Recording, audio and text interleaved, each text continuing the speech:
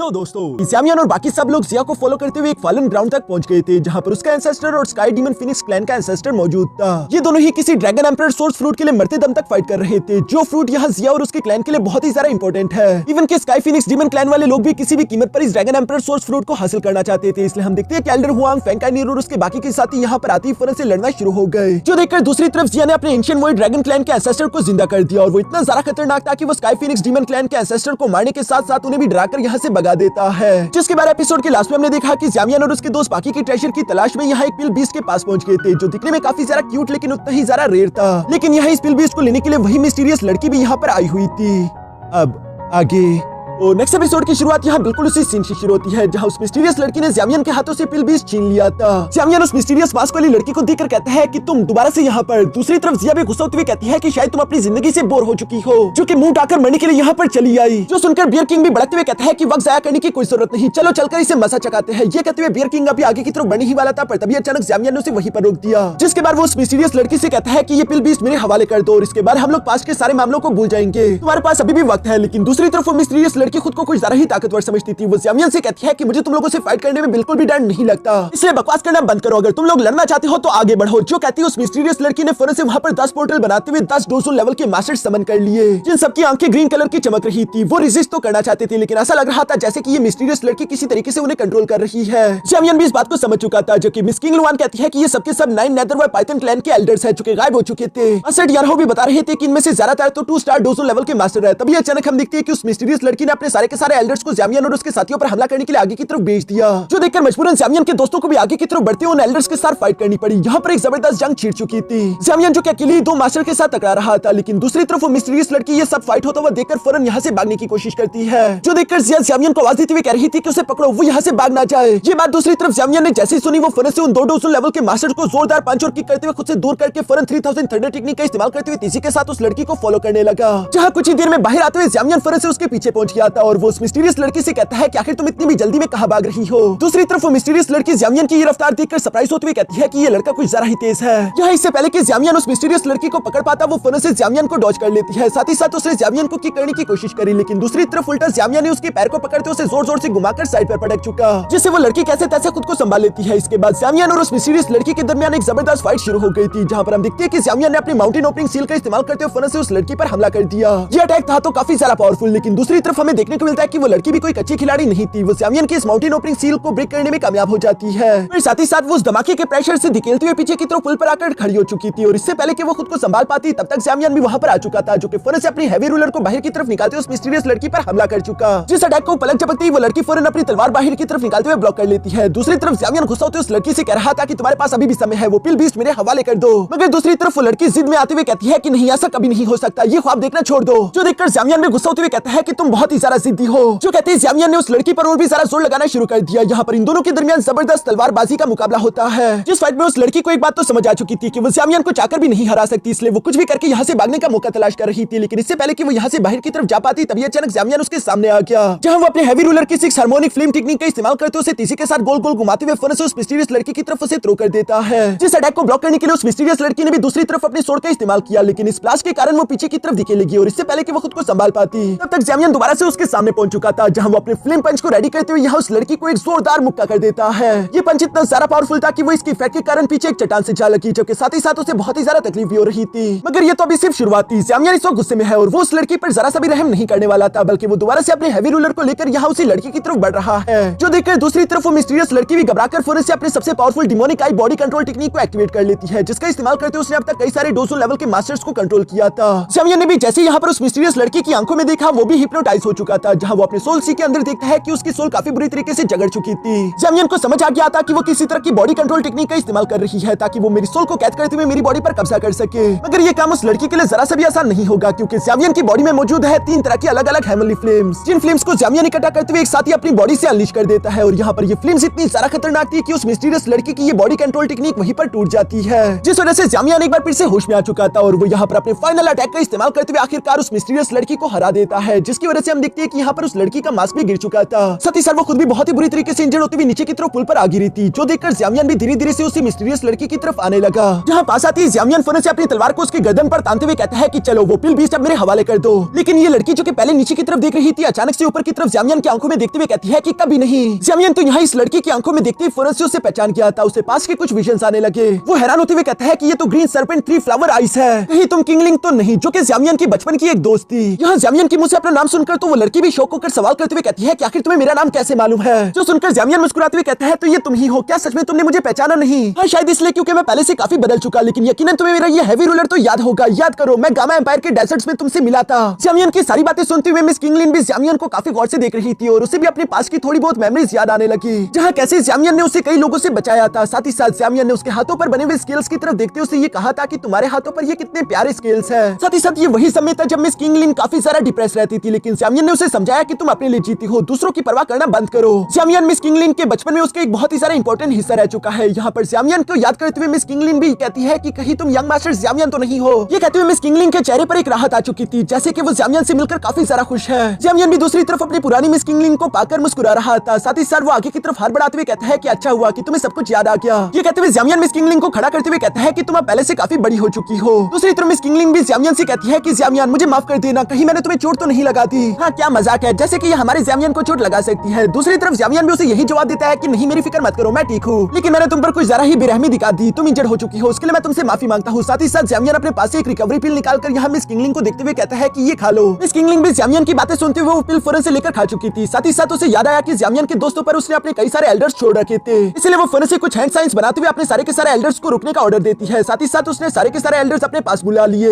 मगर दूसरी तरफ ज़्यामियन के दोस्त जो कि उन एल्डर्स के साथ फाइट कर रहे थे, वो अचानक से इन एल्डर्स के गायब होने पर परेशान हो गए। उन्हें लग रहा था कि कहीं ज़्यामियन को कुछ हो तो नहीं गया, चलो चलकर हमें फौरन से ज़्यामियन के पास जाना चाहिए। जो कहते हैं वो सब लोग फौरन से ज़्यामियन को ढूंढने के लिए वहां से बाहर चले गए। दूसरी तरफ हम देखते हैं कि मिस किंगलिन यहाँ पर काफी बुरा महसूस कर रही थी। वो ज़्यामियन से माफी मांगते हुए कहती है कि मैं बहुत ज्यादा शर्मिंदा हो चुकी हूँ, आपको पहली बार नहीं पहचान पाई, उल्टा मैंने आपके और आपके दोस्तों पर हमला करके आपको चोट भी पहुंचानी चाहिए। जो सुनकर ज़्यामियन जवाब देते हुए कहता है कि इसमें तुम्हारी कोई गलती नहीं, इतने सालों में हम लोग काफी बदल चुके हैं। तब तक ज़्यामियन के बाकी के दोस्त भी उड़ते हुए फौरन से ज़्यामियन के पास आ चुके थे, जहाँ पर ज़िया मिस किंगलिन से कहती है कि तुम बेशर्म लड़की, तुमने हमसे पहले तो हमारा पिल बीच चुराया और उसके बाद हमारे सामने खड़ी हो, तुम्हें कोई शर्म है भी या नहीं? दूसरी तरफ पॉइजन गर्ल भी ज़्यामियन के लिए परेशान होकर उससे सवाल करते हुए कहती है कि ज़्यामियन तुम्हें कुछ हुआ तो नहीं? जिस पर ज़्यामियन नाम में सर हिलाता है। ये देखकर पॉइजन गर्ल गुस्सा होते हुए आगे बढ़कर यहाँ मिस किंगलिन पर अभी हमला करने ही वाली थी, लेकिन ज़्यामियन उसे रोकते हुए कहता है कि रुक जाओ, असल में हमारे बीच एक मिसअंडरस्टैंडिंग हो चुकी थी, लेकिन अब सब कुछ ठीक है, इससे मिलो, ये है किंगलिन, जो कि गामा एम्पायर से मेरी एक बहुत ही अच्छी दोस्त थी। ये सुनकर दूसरी तरफ ज़िया गुस्से में भड़कते हुए कहती है कि आखिर ये किस तरह की दोस्त है, इसने कल के दिन मुझे कंट्रोल करने की कोशिश करी थी। जिस पर दूसरी तरफ मिस किंगलिन भी यहाँ पर ज़िया से माफी मांगते हुए कहती है कि प्लीज मुझे माफ कर दो, मुझे नहीं मालूम था कि तुम कौन हो, उल्टा मुझे लगा था कि तुम शायद 9 नेदरवर्ल्ड पाइथन क्लैन से हो। जो सुनकर दूसरी तरफ ज़िया काफी क्यूट तरीके से मुंह बनाते हुए कहती है कि चलो ठीक है, चूंकि तुम ज़्यामियन की दोस्त हो तो इसलिए इस बार मैं तुम्हें माफ करती हूँ, तुम भी क्या याद रखोगी, मैं एक बहुत बड़े दिल वाली लड़की हूँ। जो सुनकर दूसरी तरफ ज़्यामियन को अपने मन ही मन में हंसी आ रही थी। साथ ही साथ ज़्यामियन अचानक से पुरानी बातों को याद करके कहता है कि वैसे किंगलिन मुझे याद है कि तुम्हें आखिरी बार हेमली सर्पेंट मेनोर वाले अपने साथ लेकर गए थे, तो उन्होंने तुम्हें कैसे ट्रीट किया, क्या उन्होंने तुम्हारे साथ बदसलूकी तो नहीं की? जिस पर मिस किंगलिन जवाब देती हुए कहती है कि नहीं ऐसी कोई बात नहीं, असल में उन लोगों ने मेरा काफी अच्छे से ख्याल रखा था, इवन उन्होंने मुझे ट्रेन किया, वो तो चाहते थे कि मैं हेमली सर्पेंट मेनोर की अगली लीडर बनूं, इसलिए उन्होंने मुझे अपने सेट की हर एक स्पेशल टेक्निक सिखाई। लेकिन एक प्रॉब्लम थी, वो चाहती थी कि मैं पिछले लीडर के बेटे से शादी कर लूं, लेकिन उस शादी से मैं खुश नहीं थी और इसलिए मैं यहाँ हेमली सर्पेंट मेनोर को छोड़कर गामा एम्पायर गई, जहाँ पहुंचकर मुझे जानने को मिला कि वहाँ पर तो सब कुछ बदल चुका था और साथ ही साथ मुझे ये भी जानने को मिला कि ज़्यामियन सेंट्रल प्लेन किया है, इसलिए मैं भी तुम्हें फॉलो करते हुए तुम्हारे पीछे सेंट्रल प्लेन आ गई। लेकिन सेंट्रल प्लेन बहुत बड़ा किसी समंदर की तरह है, जिसमें किसी एक इंसान को ढूंढना काफी सारा मुश्किल काम है। यहाँ ये सब कहते हुए मिस किंगलिन ने अचानक से वो पिल बीस्ट भी फोन से बाहर निकाल लिया, जिसे वो ज़्यामियन की तरफ पेश करते हुए कहती है कि ये तुम्हारा है, इसे ले लो। दूसरी तरफ वो पिल बीस्ट भी ज़्यामियन के साथ काफी सारा अटैच हो चुका था, जो कि ज़्यामियन को देखते ही फोन से उड़कर उसके पीछे छूट जाता है, क्योंकि ज़्यामियन ने उसे पिछली बार कई सारे पिल्स खिलाए थे। यहाँ ज़्यामियन मिस किंगलिन से सवाल करते हुए कहता है कि वैसे तुमने ये पिल बीस्ट हासिल क्यों किया था, तुम्हें इसकी क्या जरूरत थी? जिस पर मिस किंगलिन थोड़ा सी निराश होकर ज़्यामियन को जवाब देते हुए कहती है कि असल में मुझे मालूम था कि पिल बीस्ट का ब्लड किसी तरह की भी पॉइजन को क्योर कर सकता है और इसीलिए मैंने पिल बीस्ट को हासिल किया। लेकिन यहाँ पर मिस किंगलिन की बॉडी में मौजूद पॉइजन के बारे में सुनकर तो ज़्यामियन थोड़ा सा परेशान हो गया।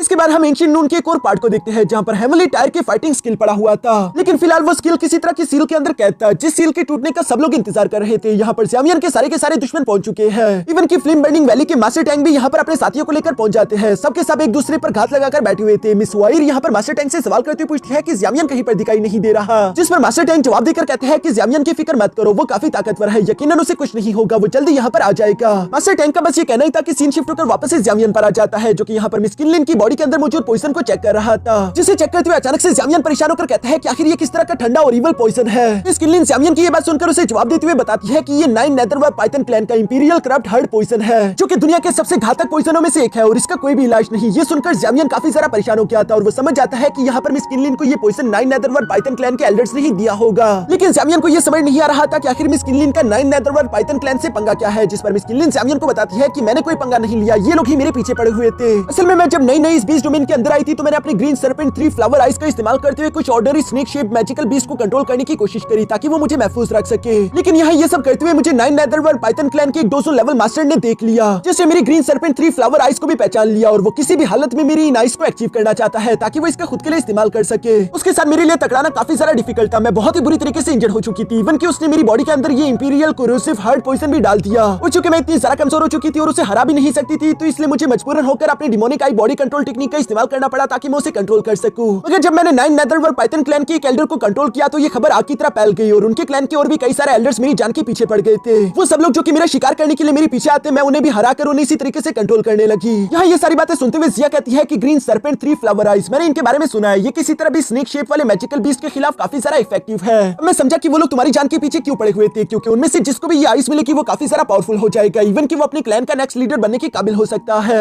यहाँ जब ये सारी बातें हुई रही थी तभी अचानक पॉइजन गर्ल आगे की तरफ बढ़ते हुए मिस किनलिन को बताती है कि बेशक इंपीरियल कोरोसिव हार्ड पॉइजन काफी ज्यादा खतरनाक है, लेकिन तुम फिक्र मत करो, इसे तुम्हारी बॉडी से हटाना बेशक मुश्किल तो होगा लेकिन इम्पॉसिबल बिल्कुल भी नहीं, और इसके लिए बेशक तुम्हें पिल बीस्ट का ब्लड तो चाहिए लेकिन उसके साथ भी और कई सारी चीजें चाहिए होगी। जो सुनकर मिस किनलिन थोड़ा सा परेशान हो गई थी। तभी अचानक ज़ामियन यहाँ मिस किनलिन से पॉइजन गर्ल का इंट्रोडक्शन करवाते हुए बताता है कि ये पॉइजन सेट की अगली लीडर है। अगर पॉइजन गर्ल ने बता दिया कि वो तुम्हारी इस पॉइजन का इलाज कर सकती है तो यकीनन वो ऐसा कर सकती है। ये जानकर तो मिस किनलिन भी काफी सारा खुश हो गई थी। वो फौरन से ज़ामियन और पॉइजन गर्ल दोनों का शुक्रिया अदा करती है, जिसके बाद ज़ामियन सामने की तरफ आकर मिस किनलिन से कहता है कि एक बार हम इस एंशिएंट रूम से बाहर निकल जाए, उसके बाद हम तुम्हारी बॉडी से ये पॉइजन निकालने का कोई ना कोई रास्ता ढूंढ लेंगे। तब तक मैं चाहता हूँ कि तुम हमारे साथ रहो, जिस पर मिस किनलिन भी एग्री हो चुकी थी और वो फौरन से अपने सारे के सारे एल्डर्स को वहां से गायब कर देती है। मास्टर टियर हाउ तो मिस किनलिन के टैलेंट को पहचान कर उसकी तारीफ करने लगे थे, जबकि दूसरी तरफ ज़ामियन भी खुश होते हुए अपने दोस्तों से कह रहा था कि अब heavenly level tyre fighting skills की बारी, हमें जल्द से जल्द उनकी तलाश करनी होगी। जो सुनकर मिस किनलिन कहती है कि कोई जरूरत नहीं। असल में मैं जब यहाँ पर आ रही थी तो मुझे एक मैप मिला था जिसके अंदर मेन हॉल पर मार्क लगा हुआ है। मुझे पूरे यकीन है कि वो हेवनली लेवल के फाइटिंग स्किल्स वहीं पर मौजूद होंगे। जो सुनकर तो ज़ामियन खुश होते हुए कहता है कि चलो ठीक है फिर मेन हॉल चलो ताकि हम वहाँ पर अपनी किस्मत आजमा सके। इसके बाद नेक्स्ट सीन में हम देखते हैं जहाँ थोड़ी देर के बाद ही आखिरकार ये लोग यहाँ मेन हॉल में पहुंच चुके थे, जहाँ ज़ामियन और उसके दोस्तों को देखकर ज़ामियन के सारे दुश्मनों को तो काफी सारा गुस्सा आ रहा था, मगर ज़ामियन और उसके दोस्त काफी चिल दिखाई दे रहे थे। जिया सवाल करते हुए पूछती है कि अच्छा तो ये है मेन हॉल। तभी अचानक ज़ामियन को साइड से यहाँ पर मिस वायर की आवाजें सुनाई दी, जो कि ज़ामियन को आवाजें देती हुए कह रही थी कि ज़ामियन यहाँ पर आ जाओ। ये सुनकर ज़ामियन और उसके सारे दोस्त फौरन से टेलीपोर्ट होते हुए यहाँ पर मास्टर टैंग और मिस वायर के पास आ गए, जहाँ आते ज़ामियन फौरन उन दोनों को ग्रीट करता है। दूसरी तरफ मास्टर टैंग मुस्कुराते हुए ज़ामियन से कहते हैं कि ये कितनी ज्यादा किस्मत की बात है, जैसे ये सील ब्रोक होने वाला था तब तक तुम यहाँ पर पहुंच गए। मास्टर टैंग ये कहती हम लोगों को वहाँ पर 10 पपेट स्टैचू देखने को मिलते हैं, जिनमें से हर एक के हाथ में एक स्क्रॉल पड़ा हुआ था और उसके ऊपर एक सील लगी हुई थी। जो सील इस वक्त काफी कमजोर दिखाई दे रहे थे। इनके बारे में मास्टर टैंग ज़ामियन को बताते हैं कि बेशक ये स्क्रॉल्स तो कीमती होंगे ही, लेकिन मुझे लगता है जो असली हेवनली टायर की फाइटिंग स्किल होगी वो यकीनन इस सेंटर में मौजूद क्यूब के अंदर है। जो सुनकर ज़ामियन सवाल करते हुए पूछता है कि मुझे समझ नहीं आया मास्टर टैंग, क्या आपको लगता है कि बाहर मौजूद ये 10 स्क्रॉल नकली होंगे? जिस पर मास्टर टैंग जवाब देते हुए कहते हैं कि हाँ इनमें से ज्यादातर नकली है, मुझे लगता है कि सिर्फ एक ही होगा जो कि हेवनली टायर का ओरिजिनल कॉम्बैट स्किल होगा, लेकिन वो ओरिजिनल हेवनली लेवल की फाइटिंग स्किल किसके हाथों में आती है ये तो अब सिर्फ किस्मत और स्ट्रेंथ पर डिपेंड करेगी। ज़ामियन भी मास्टर टैंग की हर एक बात से एग्री करता था। तभी अचानक वहाँ पर एक जानी पहचानी आवाज सुनाई थी, जो कि कह रहा था कि कहीं मुझे आने में देर तो नहीं हो गई। ज़ामियन ये आवाज सुनकर फौरन साइड की तरफ पलट कर देखता है, जहाँ पर एक space time crack portal open हो गया था और उसके अंदर से हम देखते हैं कि स्टार पिकिंग गोस्ट और साथ ही साथ हाल ऑफ सोल के और कुछ एल्डर्स निकलकर बाहर आ गए, जिनमें से स्टार पिकिंग गोस्ट को देखते हुए तो ज़ामियन काफी सारा गुस्से में दिखाई दे रहा था, क्योंकि उसके साथ अभी ज़ामियन का पुराना हिसाब बाकी है। स्टार पिकिंग गोस्ट तो यहाँ पर मुस्कुराते हुए कह रहा था कि डोशियोंग लेवल के मास्टर का ये एंशिएंट रूम तो वाकई में काफी कमाल का है। तभी अचानक दूसरी तरफ यहाँ स्काई डीमन फिनिक्स क्लैन के एल्डर हुआंग कहते हैं कि ये तो स्टार पिकिंग गोस्ट है। जो सुनकर तो वहीं पर मौजूद वल्नरेबल ली भी खुश होते हुए कहता है कि अब आएगा ना मजा, लगता है कि हमें यहाँ पर एक जबरदस्त फाइट देखने को मिलेगी, क्योंकि मैंने कुछ अफवाहें सुनी थी कि ज़ामियन ने स्टार पिकिंग गोस्ट का एक हाथ तोड़ दिया था। ये सुनकर तो सब लोग ही शौक हो जाते हैं। मिस फैंग काइनीर हैरान होकर कहती है कि स्टार पिकिंग गोस्ट तो काफी सारा ताकतवर है, आखिर ज़ामियन ने उसका हाथ कैसे तोड़ दिया? ये बिल्कुल भी पॉसिबल नहीं लग रहा। दूसरी तरफ एल्डर हुआंग भी ये बात सुनकर सरप्राइज होते हुए कहते हैं कि शायद मैंने ज़ामियन को कुछ ज्यादा ही अंडर एस्टिमेट कर लिया था,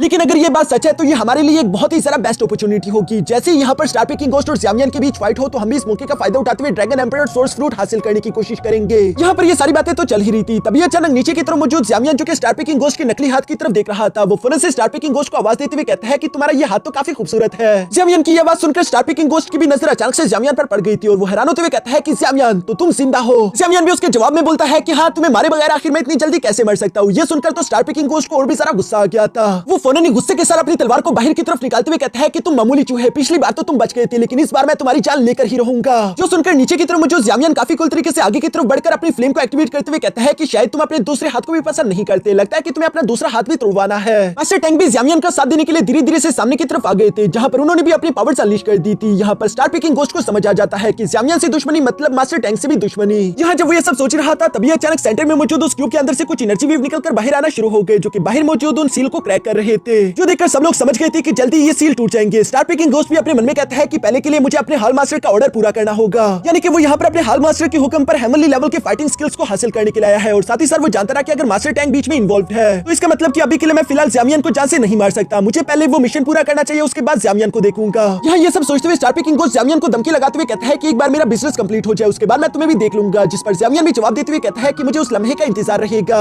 यहाँ ज़्यामियन का भी ये कहना ही था कि तभी अचानक वहाँ पर मौजूद वो सील्स ब्रेक हो गई, जिसकी वजह से वो 10 के 10 स्क्रॉल तेजी के साथ हवा में यहाँ वहाँ उड़ने लगे। ये देखकर वहाँ पर मौजूद जितने भी वॉरियर्स थे वो उन फाइटिंग स्क्रॉल्स को हासिल करने के लिए फौरन से उनके पीछे पड़ जाते हैं, मगर तभी अचानक नीचे की तरफ हमें वो 10 रून पपेट स्टैचू देखने को मिलते हैं, जो कि एक्टिवेट हो गए थे और वो यहाँ पर मौजूद जो भी स्क्रॉल की तरफ बढ़ने की कोशिश कर रहा था उन पर हमला करने लगे। सामने की तरफ काफी ज्यादा जबरदस्त और खतरनाक फाइट चल रही थी, जो देखकर ज़्यामियन अपने साथियों से कहता है कि आगे मत बढ़ो, पहले मैं असली हेवनली लेवल फाइटिंग स्किल को ढूंढने की कोशिश करता हूँ। जो कहते हैं ज़्यामियन ने फौरन से अपने स्क्रॉल लाइट्स का इस्तेमाल करते हुए वहाँ पर मौजूद सारे के सारे स्क्रॉल्स को स्कैन करना शुरू कर दिया और यहाँ पर ज़्यामियन को एक स्क्रॉल की एनर्जी सब में से अलग दिख रही थी, जिसे देखते हुए ज़्यामियन खुश हो जाता है क्योंकि वो समझ गया था कि जरूर वही स्क्रॉल असली हेवनली लेवल फाइटिंग स्किल होगा। इसलिए ज़्यामियन अपने दोस्तों को बताता है कि मैं उस स्क्रॉल को लेने के लिए जाने वाला हूँ, इसलिए मुझ पर रास्ते में जो भी पपेट हमला करने की कोशिश करे उसे प्लीज रोक लेना, जिस पर ज़्यामियन के दोस्त भी एग्री हो गए थे और वो ज़्यामियन से कहते हैं कि ठीक है लेकिन अपना ख्याल रखना। इसके बाद हम देखते हैं कि ज़्यामियन तेजी के साथ आगे की तरफ बढ़ते हुए स्क्रॉल की तरफ जा रहा था। ये देखकर ज़्यामियन का रास्ता रोकने के लिए जितने भी पपेट उस पर हमला करने की कोशिश करने के लिए आगे की तरफ बढ़ने लगते, तब तक ज़्यामियन के दोस्त उस पपेट पर हमला करते उसे रास्ते से हटा देते। ये देखकर ज़्वांगलिंग सेट के कुछ डिसाइपल्स को ज़्यामियन से जलन होने लगी, वो लोग फौरन से अपनी तलवारें निकालकर ज़्यामियन पर हमला करना शुरू कर देते हैं ताकि वो रास्ते में ज़्यामियन को रोक दे, मगर ज़्यामियन भी कोई कच्चा खिलाड़ी नहीं था, वो उनमें से हर एक स्लैश अटैक को डॉज करते हुए फौरन से अपनी हैवी रूलर को बाहर की तरफ निकाल चुका,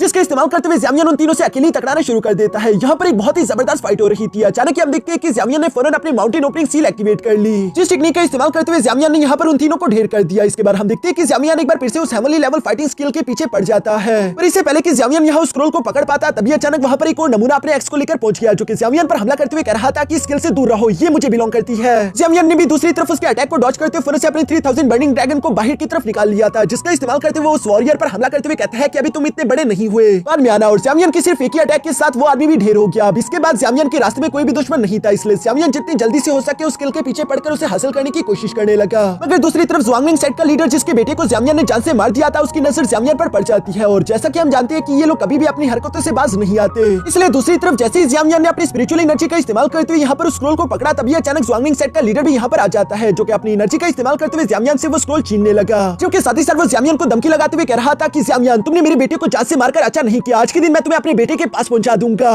मगर उसकी ये कितनी बड़ी गलतफहमी है और ज़्यामियन उसकी गलतफहमी जल्द ही दूर कर देगा। मगर अभी के लिए इसी के साथ हमारा ये एपिसोड यहीं पर खत्म हो जाता है।